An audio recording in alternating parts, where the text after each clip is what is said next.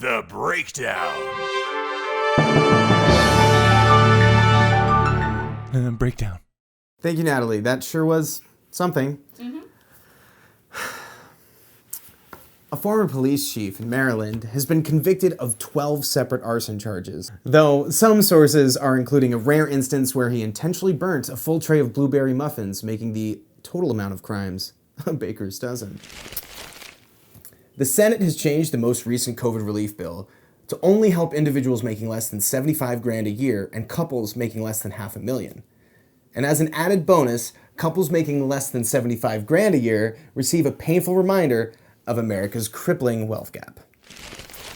A new universal basic income study shows that people receiving an extra $500 a month saw an increase in full-time employment along with improvement in financial, physical, and emotional health, and I think that is crazy. Who would have thought that more money makes life easier? This study was brought to you by, of course, the people at the Federal Bureau of fucking kids that had housekeepers and shit. This chart confirms that more money actually coincides with less problems. I think that should be fewer problems. But a pandemic-related decline in birth rate means that Americans will have 300,000 fewer babies this year. See, fewer. The so-called baby bust theory is being challenged, however, by who else but people on Facebook. While birth rates have always been known to rise and fall with the economy, never as drastically as in 2020, revealing that the additional fertility factor all along was haircuts.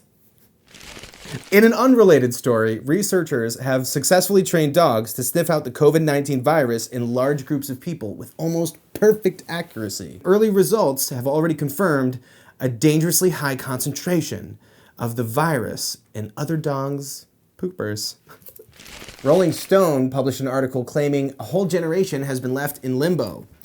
Limbo, not what Jimmy Cliff was referring to, but the dance is, of course, a great metaphor because this pandemic has surely shown us how low we can go. So yes, Gen Z is stuck in limbo, but not to be outdone by the younger generation. Millennials are claiming that they've been stuck in secret Hitler, and boomers, of course, they're still playing Monopoly. They still have all the money and all the property. A former toxic dumping ground off the coast of California is said to be mapped by what is being described as deep-sea Roombas. And just like Roombas, they will have the toughest time trying to dock. Check this out.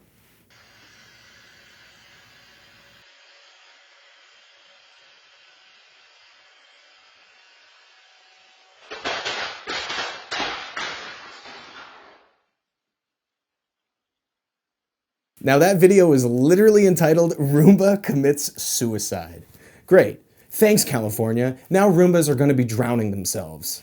A series of photos featuring Lady Gaga hand-feeding Adam Driver had gone viral. Hashtag relationship goals, am I right? If and only the relationship was that of, between a parent and a toddler. More like hashtag Oedipus, am I right? Congratulations, you two. You're both so not hot anymore. The banjo player from popular band Mumford & Sons, David, get off it, they were once popular, they're not even cool anymore, is stepping down after a social media post where he endorsed a book with far-right extremist ideologies. It's captivating scenarios like this that make you think and ask the real questions, like, who the fuck is a banjo player from Mumford & Sons, and do people still read books? David does. Guys, you're not helping.